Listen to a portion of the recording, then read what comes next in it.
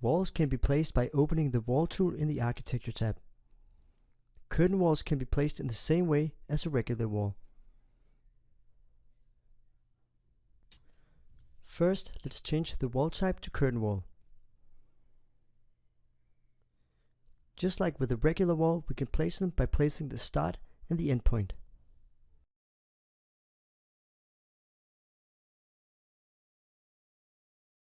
Walls can be changed to curtain walls even after they've been placed. Using the Modify tool, we can change the wall we want to change to a curtain wall. If multiple walls are selected, they can be changed all at the same time.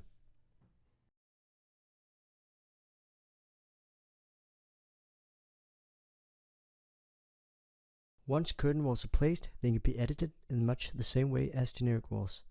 After selecting a wall, let's assign a new temporary dimension. Using this process, we can change both the width and the length of our structure.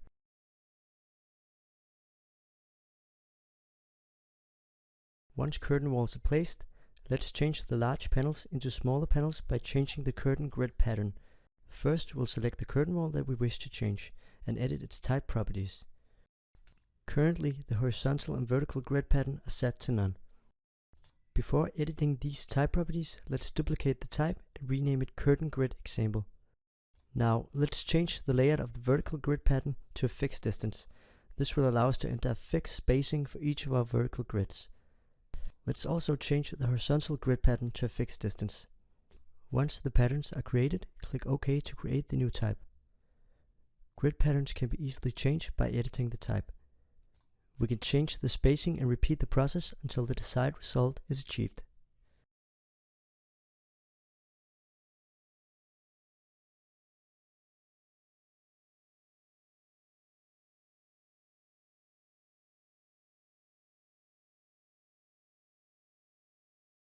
If we look close at the panels, we will notice that they are not all equal sizes. The first panel is slightly thinner than the rest. This is because the length of the wall is not evenly divisible by spacing set in the grid pattern. To change how the pattern space is distributed, we can select the wall and change the justification property. Currently, the justification is set to the beginning, but by selecting center, the uneven panel will be moved to the center of the wall, which is often less noticeable.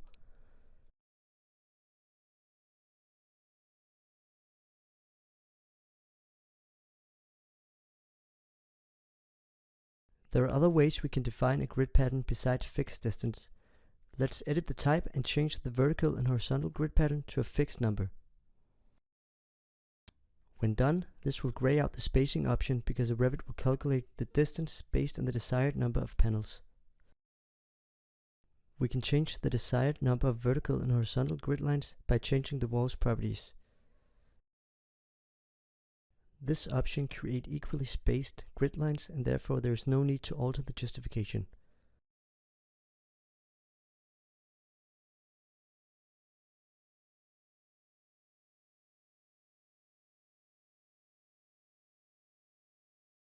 With the grid pattern defined, we can now create mullions, which are metal borders used to support the panels. With the wall selected, edit its type properties. As with the grid patterns, there are both horizontal and vertical mullions.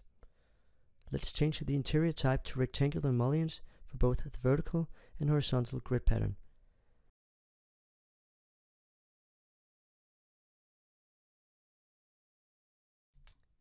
We can also change border 1 and border 2 type to rectangular mullions. This will apply mullions to all the segments we have created. Once these options have been set, we can click OK and the mullions have been created in the project.